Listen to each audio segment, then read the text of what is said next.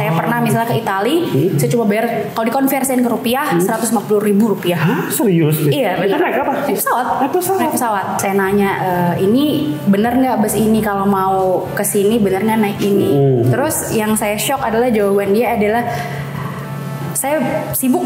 Wah. Saya nggak bisa bantu, saya sibuk gitu. Lah.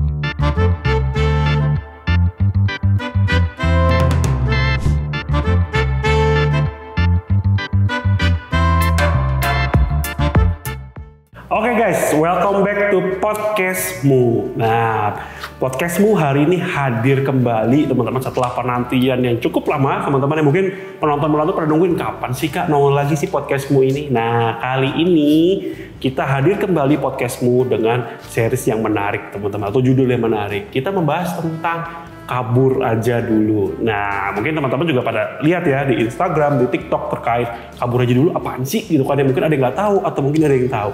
Nah, hari ini teman-teman ya, kali ini nih kesempatan ini kita kedatangan tamu yang sangat spesial teman-teman, yaitu salah satu dosen prodi pariwisata di Matana University. Loh, Kak, kenapa diundangnya dosen pariwisata nih? Apa hubungannya sama kabur aja dulu? Nah, teman-teman stay tune sampai akhir ya teman-teman ya. Kenapa kita undang dosen prodi pariwisata ini? Oke, mari kita sambut Miss Anissa. Halo Miss. Hai. Apa kabar? Baik. Oke, Miss Anissa.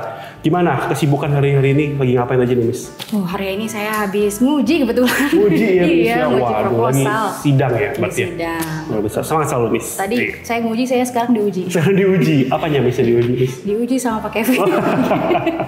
Iya, iya. Kita lebih ngobrol-ngobrol aja sih, Miss. Oke, Jadi, siap. kita ini kan lagi ngebahas tentang kabur aja dulu nih, Miss.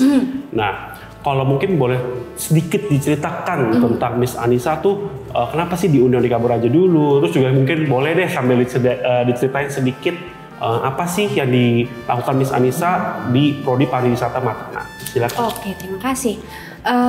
Sebelumnya tadi saya dosen ya di pariwisata. Saya udah mengajar hampir setahun lebih, belum lama sih sebenarnya untuk jadi dosen. Dan spesifiknya saya keilmuannya itu lebih ke manajemen. Jadi hospitality management, terus marketing manajemen for marketing, terus strategic management for hospitality industry dan lain-lain. Sekarang kita mulai masuk mungkin Miss ke topik kabur aja dulu nih Miss. Kenapa sih kita undang Miss Anissa? Jadi gini teman-teman, Miss Anissa ini adalah salah satu dosen lulusannya dari luar negeri teman-teman ya. Nah, kurang lebihnya kalau saya nggak salah ingat, mungkin koreksi kalau saya salah ini ya, itu dari Hungaria teman-teman. Ada yang tahu Hungaria mungkin teman-teman? Ya, itu dekatnya Austria teman-teman ya, Austria. Oke, nah Miss, sekarang aku mau nanya ke Miss nih, kenapa sih Miss waktu itu tuh mengambil keputusan untuk kuliah di luar negeri? Terus awalnya tuh gimana sih ceritanya? Oke, jadi awalnya sebenarnya funny story ya. Pas waktu COVID, kebetulan saya ke Gili, Trawangan. Nah, di Gili Trawangan itu kan pas COVID benar-benar sepi banget, benar-benar sepi banget. Kayak saya di situ sendirian, kayak itu tuh private island saya. Wow. Kayak benar-benar nggak ada orang. Nah, terus saya nginep di salah satu Airbnb. Ini boleh nyebut merek nggak sih? Boleh Miss, sebut aja Miss. Kalau kabar itu disensor. Iya, pokoknya itulah ya. Oke. Nah, terus yang punya ini dia cerita-cerita lah sama saya. Tentang gimana sih kesulitannya pas COVID, terus bagaimana pendapatannya menurun. Terus di situ juga saya observe banyak bisnis-bisnis yang emang sekarang tutup di Gili Trawangan. Terdampak dari COVID. Iya, betul. Nah, memang saya dari dulu sudah tertarik sama dunia pariwisata, cuma nyangkutnya ke banking sebelum saya di sini. Oke, sempat salah kamar iya, ya, sempat salah kamar. Nah, di situ saya kayak dapet ilham. Oke, asik. Karena emang pas waktu itu tuh saya bingung, saya nih maunya apa sih, tujuan hidup saya itu apa sih. Nah, pas di situ saya dapet ilham, saya pengen balik lagi ke yang memang passion saya ya, yaitu dunia pariwisata. Nah, funny story lagi, waktu itu ceritanya saya lagi cari-cari kerjaan baru. Oke. Pokoknya waktu itu saya masih kerja, tapi saya iseng apply gitu ya. Pas lagi apply, saya lihat handphone, tiba-tiba saya lihat senior saya, dia lagi berangkat mau S2. Saya belum tahu kalau di S2. Dia lagi mau berangkat, saya tanya, "Kak, mau kemana?" Itu senior saya waktu S1. Dia cerita, gue mau ke sini, mau ke Budapest, mau S2. Terus saya tanya, jurusannya apa? Pariwisata. Wah, langsung kayak ini tuh kayak universe itu sudah berbicara pada saya. Gitu. Nah, mulai saat itu bener-bener pulangnya saya langsung telepon dia. Literally dia baru nyampe Budapest, lagi karantina di sana. Jadi sebelum bisa keluar kemana-mana tuh setelah tur dari pesawat, mereka harus karantina dulu. Gitu tapi dulu. Di sana pada saat COVID itu masih menerima mahasiswa dari luar? Masih menerima dari luar. Gitu. Jadi pas waktu dia lagi karantina, saya telepon langsung, saya tanyain stepnya bagaimana, apa yang harus disiapin. 1 tahun itu saya siapin TOEFL segala macam, TOEFL, IELTS dan segala macam. Akhirnya apply beasiswa itu alhamdulillah keterima. Mantap. Berangkat. Gitu cerita awalnya. Jadi mungkin buat teman-teman juga di sini nih, kayak sedikit cerita dari Miss Anissa. Bisa jadi passion yang kalian sekarang lakukan atau pekerjaan yang kalian lakukan bisa jadi itu belum passion utama kalian. Nah, mungkin teman-teman masih ada second chance ya Miss ya. Siapa tahu nih teman-teman untuk nextnya teman-teman bisa menemukan the real passion kalian. Tetap gali itu ya teman-teman, sambil juga mungkin bawa dari doa juga ya Miss ya. Minta petunjuk dari atas juga. Kira-kira ini passion gue nih atau bukan sih gitu ya. Nah Miss, oke lanjut ngomongin, kita ceritanya udah nyampe nih ke Budapest ya Miss ya. Nah, pas begitu nyampe sana ada nggak sih kayak culture shocknya? Kalau kayak cerita nih Miss, kalau semua mama kayak aku nih, aku kan kebetulan aslinya dari salah satu kota di Jawa Barat Miss.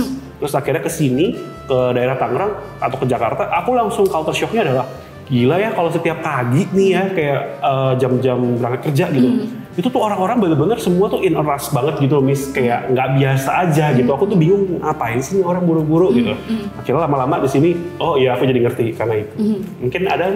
Kalau culture shock ini lebih ke waktu itu kan saya baru nyampe, belum tahu transportasi dan lain-lain. Nah itu akhirnya saya tuh dari kampus mau pulang ke dorm ceritanya. Saya nggak tahu lah pokoknya mau naik apa gitu. Saya kebingungan, terus saya iseng nanya, saya masuk ke bus, saya nanya ke abang-abang, ke drivernya lah ya. Saya nanya, ini bener nggak bus ini, kalau mau kesini bener nggak naik ini? Terus yang saya shock adalah jawaban dia adalah, saya sibuk.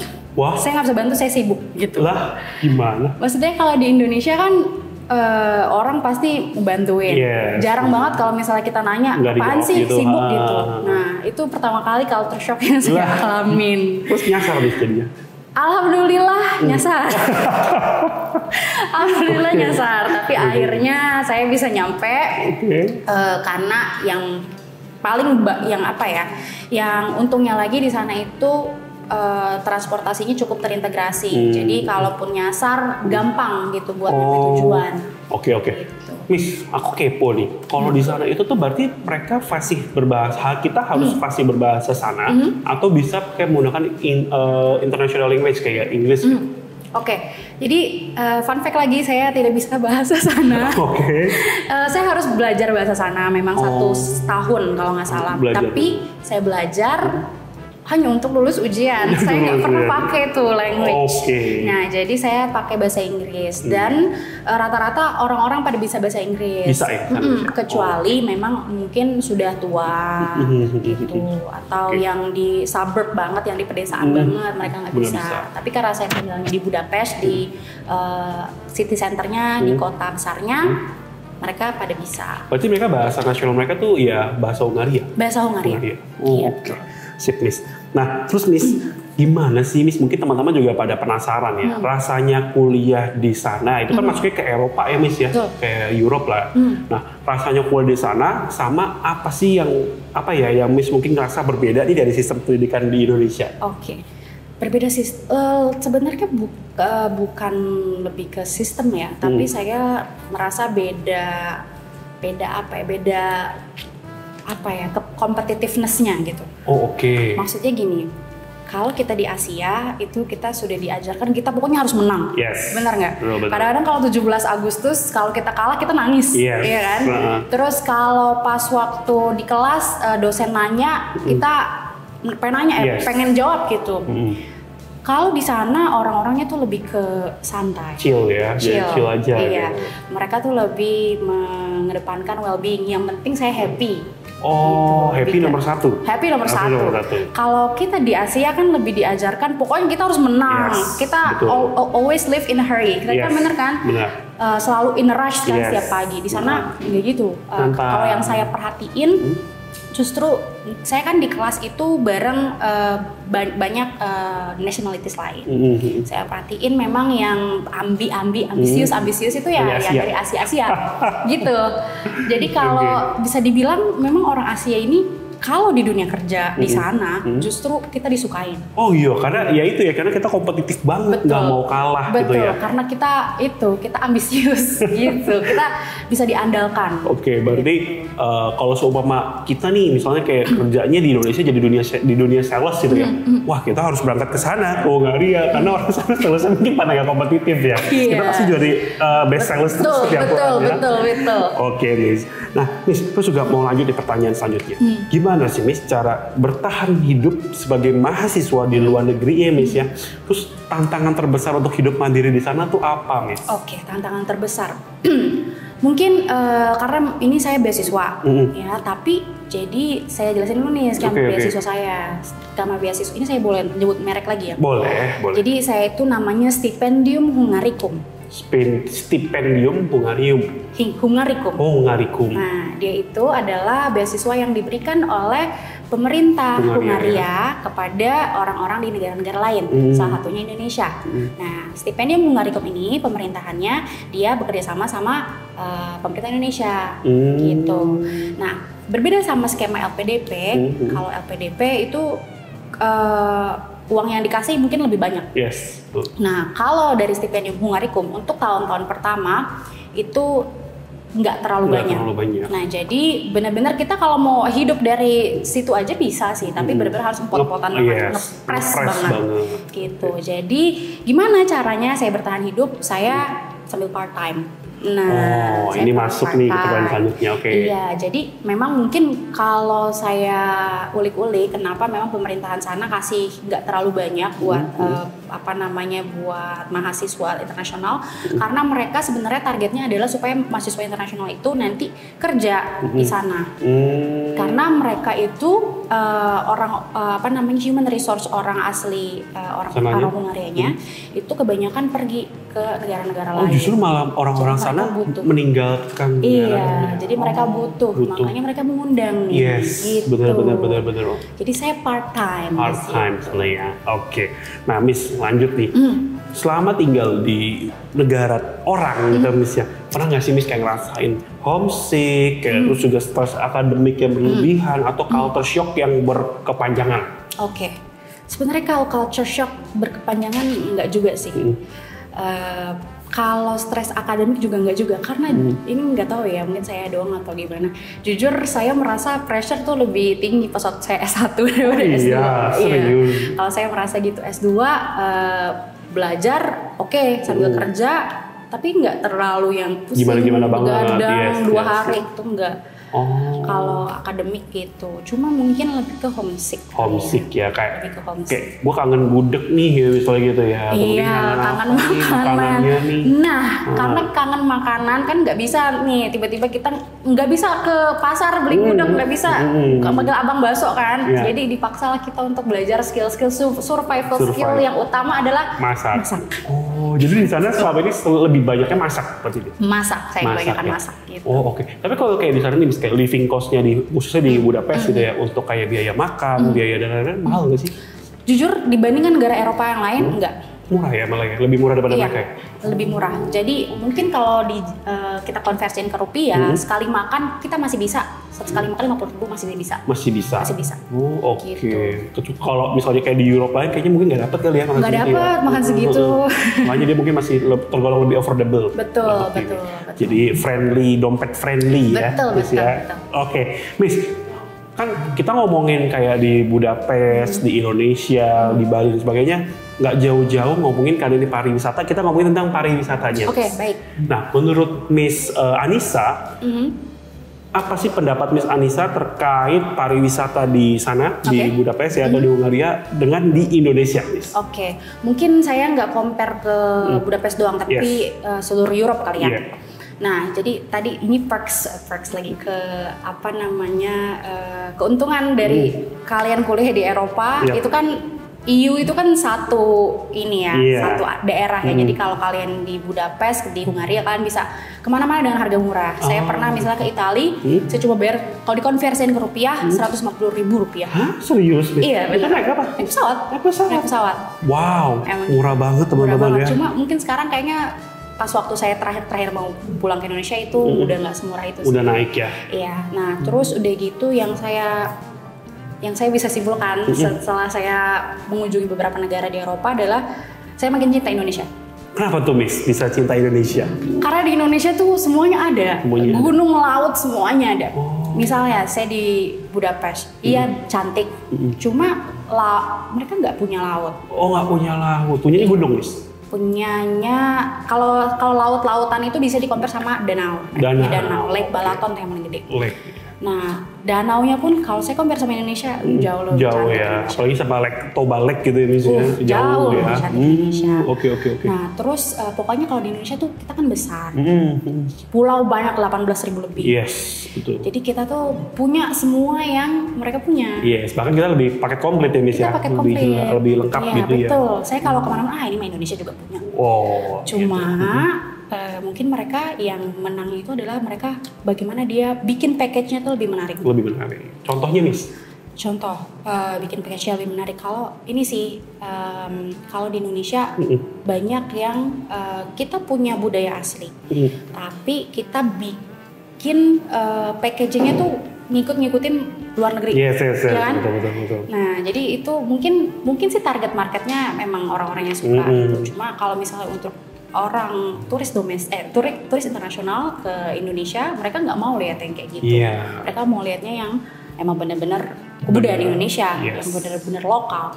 Nah, kalau di sana mereka benar-benar bisa menonjolkan ini loh lokalnya seperti apa, di elevate lagi sama mereka, bukan dirubah menjadi ke internasionalan.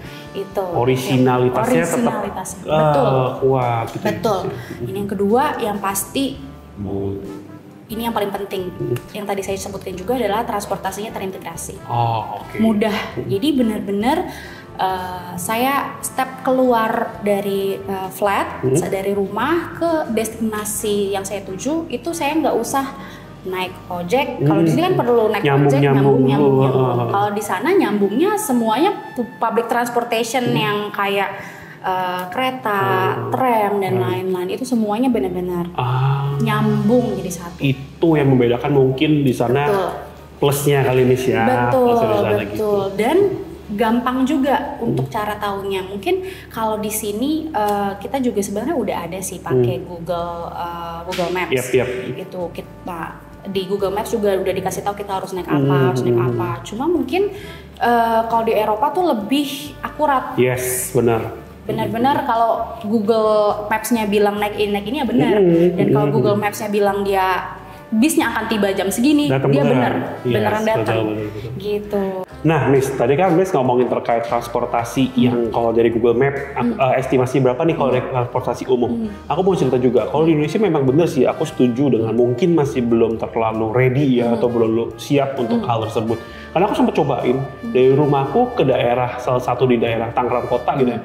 Which is kalau naik kita transportasi tuh harusnya kayak cuman 30 menit, 1 menit. Cuman karena pakai itu ya, dilihat estimasi jadi 9 jam.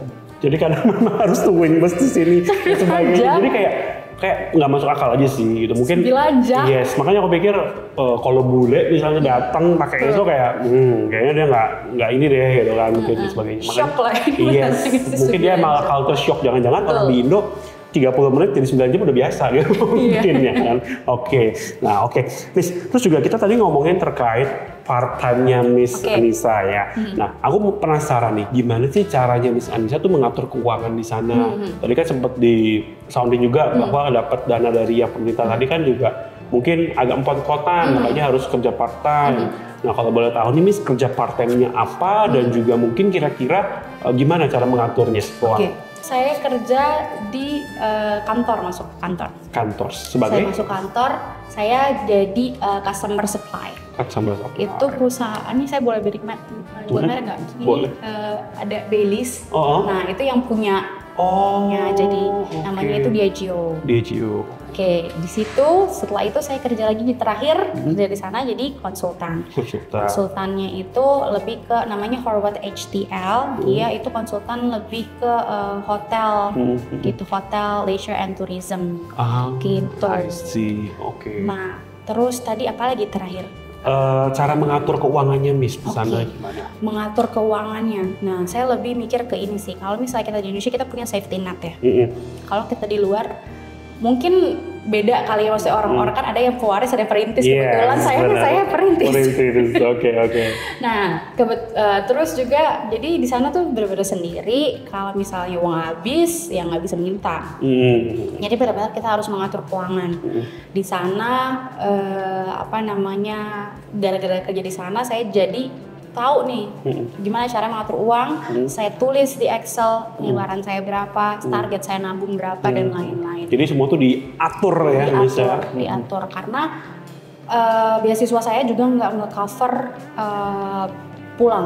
pulangnya harus sendiri dan tiket tuh mahal, sekali jalan tuh 10 juta sekali jalan. Jadi saya harus make sure kalau saya bisa bertahan hidup, siap, saya punya uang, bisa pulang dan makanya saya masak.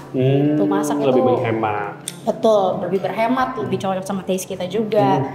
Dan alhamdulillahnya juga karena saya kerja macam-macam, saya jadi punya uang buat jalan-jalan. Bisa buat jalan-jalan. Tadi ke Italia tadi ya, itu 150.000. Wow, itu lumayan banget Miss. Gitu. Luar biasa. Oke Miss, cuman kan tadi kan menarik nih Miss ya. Miss itu kan bekerja di berbagai banyak sektor bidang atau pekerjaan lah ya jenis. Dari antara semua itu mana sih Miss yang paling berkesan buat Miss? Sama juga yang paling mungkin ini loh, setelah gue kerja di sana di bidang ini, gue tuh dapat ini misalnya gitu, dapat pembelajaran apa yang paling berkesan? Jadi saya kerja jadi konsultan itu saya nggak apply. Jadi ceritanya saya itu menang lomba. Menang lomba itu saya mewakili Hungaria. Nah, mewakili Hungaria, lombanya itu di US. Jadi cuma lombanya itu online. Nah, jadi saya orang Asia, perwakilan dari Hungaria menang. Bukan menang sih, juara 2. Runner up ya. Masuk koran, terus dihubungin lah sama yang si konsultan ini. Mereka sampai datang ke kampus kami. Nyari Miss Anissa? Jangan bukan saya doang kan. Satu kelompok, bertiga. Berempat. Nah, di situ saya berkesan banget kayak wah keren nih gue. Dicari lo gue, nggak apa-apa lo, sombong dikit nggak apa-apa. Iya, sombong dikit nggak apa-apa. Ya gitu, jadi merasa apa yang saya lakukan tuh ada impactnya loh, sampai ternyata bener loh kalau misalnya kita melakukan sesuatu yang bagus, bukannya kita yang mencari tapi kita dicari sama orang. Nah itu teman-teman, quotes dari Miss Anissa, kalau kita bangun satu, kalau bagus bukan kita yang dicari. Betul. Betul. Nah di situ saya mulai kerja jadi konsultan. Jadi di situ saya benar-benar ilmunya dapat banget, apalagi mengenai hotel.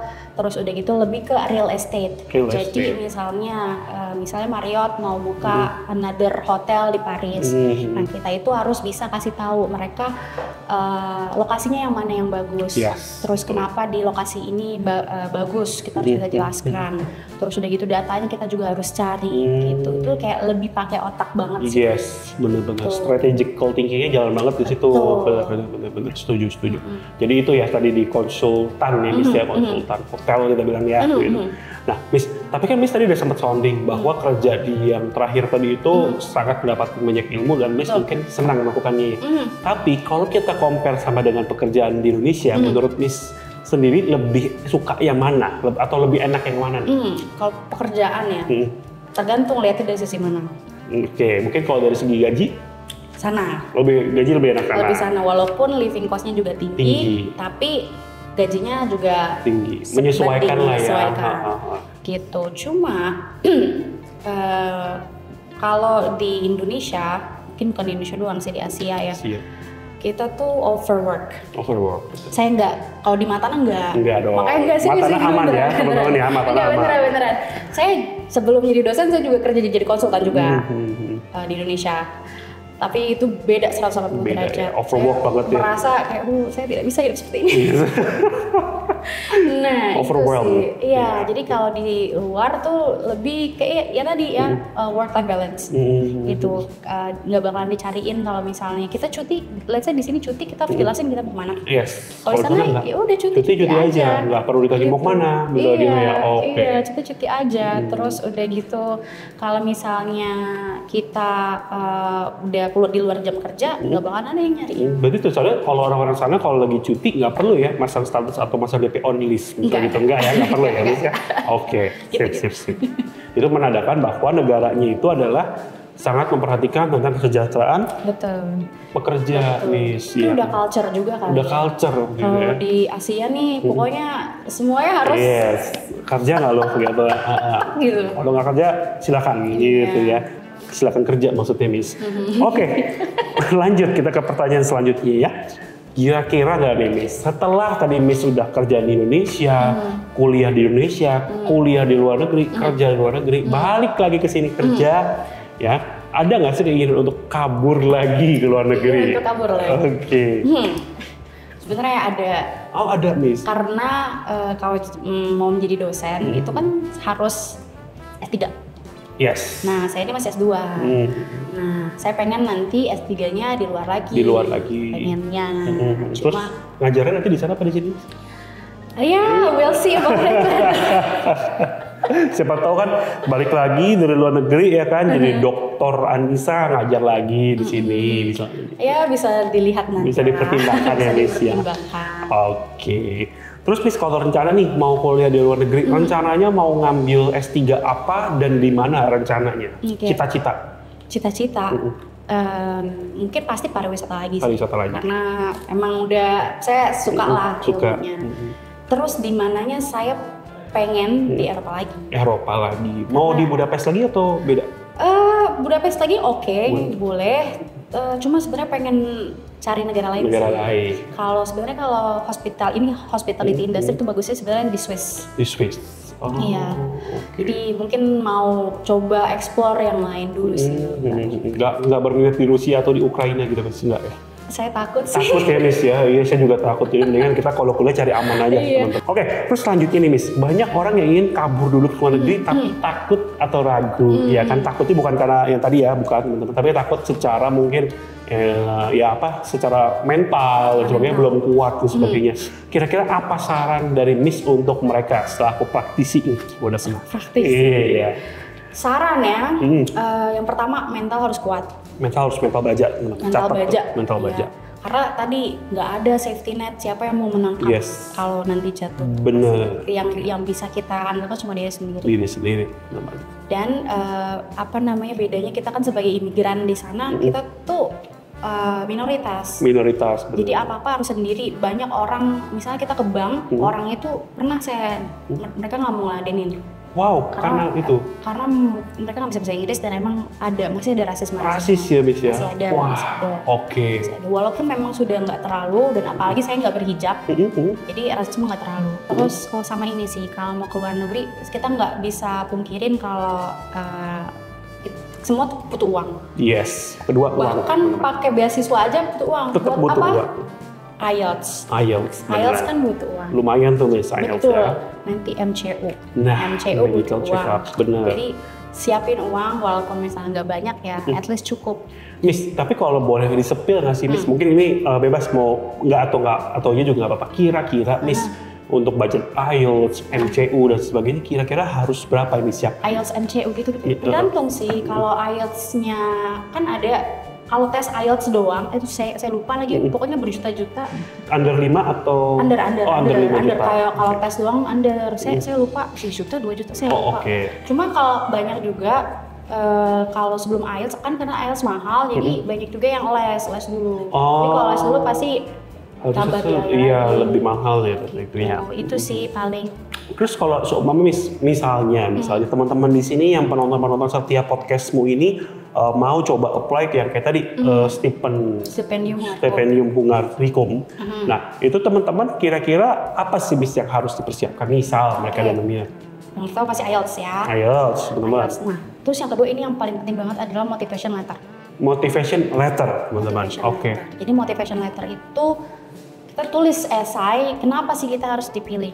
Oh, minimal berapa? Oh, saya lupa. Enggak, tapi ada minimumnya, Miss. Minimum ini ya paragraf atau apa gitu. Kayaknya ada, cuma saya lupa. Oke. Udah 3 tahun lalu. Terus, nah, tapi yang motivation letter itu yang yang baca, yang ngurusin, yang yang memilih siapa yang nanti bakal itu sebenarnya kalau di stipendium Hungarikum dikti dulu. Nah, itu ada beribu-ribu pasti. Yang apply pasti. Jadi harus nulis yang banyak, dan sarannya adalah dulu saya kontak orang-orang yang memang sudah pernah kesana, sudah lolos, bukan cuma dari stipendium Hungarikum doang, yang skema-skema lain misalnya seperti LPDP atau kalau di Turki ada namanya Turki Bus Lari. Saya chat tuh pokoknya. Kalau kita nggak punya kenalan, chat orang di LinkedIn. Saya juga beberapa kali banyak dapat chat tuh orang-orang yang mau daftar nanyain cara-caranya ya. Bukan cuma cara doang. Saya kirim motivation letter ke mereka, nanti mereka akan kasih feedback. Yang mana yang harus direvisi. Itu nulisnya lama banget. Itu sih yang paling penting. Itu yang penting teman-teman, motivation letter, karena kita semua mungkin dilihat seberapa kuat motivasi kita untuk berangkat kan, supaya jangan sampai begitu nyampe sana minta pulang, ya kan? Itu repot kan. Betul. Dan yang paling ini adalah kamu harus tahu kenapa kamu mengambil itu dan apa kontribusinya untuk Indonesia. Itu yang paling penting. Iya, itu. Wow, oke. Setuju sih Miss, ini kan mungkin karena kerjasama antar negara ya kan. Jadi mungkin juga Indonesia kan mau tahu buat gue apa ini misalnya benefit. Karena yang screening tadi dikti. Jadi bener-bener mereka harus tahu kita memanfaatkan investasi yang sudah diberikan itu bagaimana. Betul.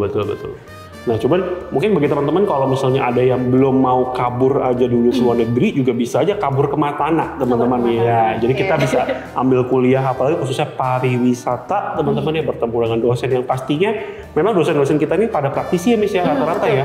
Dosen, kaprodi dan semuanya itu memang praktisi teman-teman. Bukan hanya di pariwisata, tapi di semua program studi kita memang rata-rata praktisi dan tenaga-tenaga profesional, teman-teman. Jadi kalau memang teman-teman mau coba apply beasiswa, kalau misalnya nih jadikan tadi yang kan itu Hungarikum dijadikan opsi, Matana bisa dijadikan opsi juga gitu teman-teman. Jadi untuk bisa masuk di banyak channel ya Miss ya. Kalau mau kabur aja dulu lewat Matana juga bisa loh. Boleh. Ada program student exchange. Iya benar banget Miss. Jadi program student exchange kita adanya ke Ceko. Iya, kemarin bener ya Miss ya. Jadi mungkin buat teman-teman juga di Matana ada nggak Kak untuk program student exchange? Ada. Ceko tuh cantik banget loh. Bener ya, cantik banget Ceko. Kayak fairy tale, iya. Tapi kebetulan saya belum pernah ke sana nih Miss. Doakan ya. Nanti berarti harus apply student exchange di Matana University. Oke. Berarti saya harus kuliah pariwisata dulu. Iya, betul. Oke, teman-teman. Nah, mungkin singkat saja Miss, di akhir mungkin ada kata-kata Miss untuk teman-teman penonton di podcastmu terkait motivasinya dan sebagainya. Motivasi apa nih? Motivasi untuk mereka tetap melanjutkan pendidikan ke jenjang yang lebih tinggi atau mungkin masuk ke pariwisata dan sebagainya. Saya bahas pariwisata dulu ya. Saya ada baca data statistik. Yes. Kalau di pariwisata itu khususnya tenaga kerja yang lulusan D3 dan ke atas itu sedikit. Wow, D3 ke atas sedikit teman.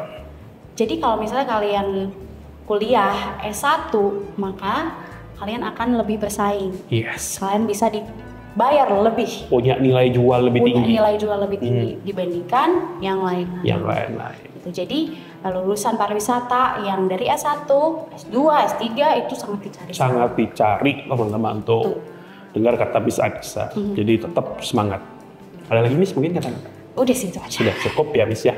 Oke Miss, thank you banget Miss. Hari ini kita sudah ngobrol banyak banget tentang kabur aja dulu teman-teman ya. Terkait tadi caranya gimana, motivasinya apa, terkait juga mungkin benefit dan sebagainya kita udah bahas tuntas teman-teman di hari ini di episode podcastmu hari ini.